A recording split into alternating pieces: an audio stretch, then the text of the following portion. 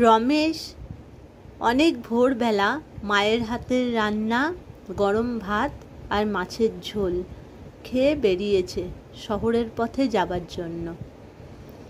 মাইলখানিক পথ তাকে হেঁটেই যেতে হবে, তারপর সে বাস ধরতে পারবে। রমেশ তাই করল। তারপর শহরের কাজ সমস্ত কিছু মিটিয়ে আস্তে আস্তে অনেক বেলা, দুপুর, তখন প্রায় 2টো বাজতে যায়। তখন রমেশ গ্রামের পথ ধরে ওই মাইলখানিক হাঁটতে হাঁটতে বাড়ির পথে যাচ্ছে।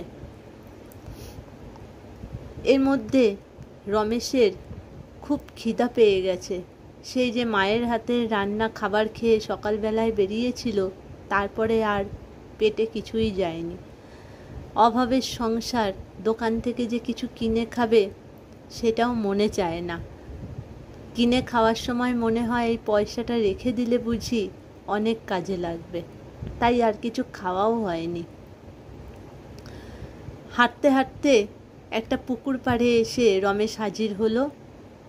তখন 2টো বেজে গেছে। তখন রমেশ পুকুর থেকে জল হাত দিয়ে তুলে খাচ্ছে। এমন সময় দেখছে পুকুরে কি যেন ভাসছে, ভাসতে ভাসতে রমেশের দিকেই আসলো। তখন রমেশ ভাবলো ওটা কি।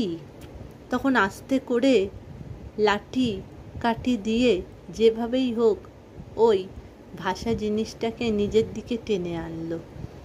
দেখলো একটা মৃত শরীর কোন ঘাটের থেকে ভেসে এসছে।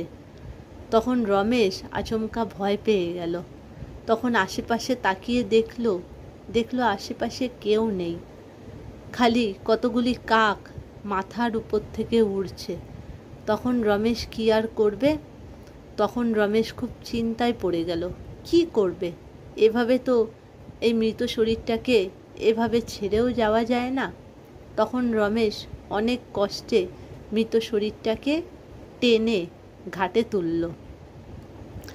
ঘাটে তুলে এবার পুকুর পাড় থেকে একটু উঠে আসলো লোকের সন্ধানে, কোথাও যদি কাউকে পাওয়া যায়। তখন রমেশ আশেপাশে ছুটোছুটি করতে লাগলো। ছুটোছুটি করতে করতে দেখলো অনেক দূরে একটা কুঁড়ে ঘর।